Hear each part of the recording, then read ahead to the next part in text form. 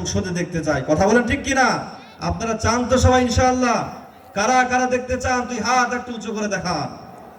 লিল্লাহে তাকবীর, লিল্লাহে তাকবীর। হাত নামা।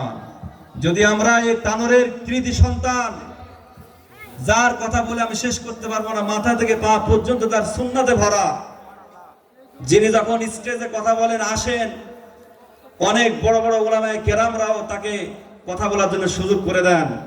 এজন্য আমি তানোরবাসীকে বলবো, আগামী নির্বাচনে ইসলামের পক্ষে আমরা সবাই ইনশাআল্লাহ ভোট দিয়ে প্রমাণ করে দিব যে আমরা এই বাংলাদেশে ইসলাম প্রতিষ্ঠিত করব ইনশাআল্লাহ। বলেন রাজি আছেন তো?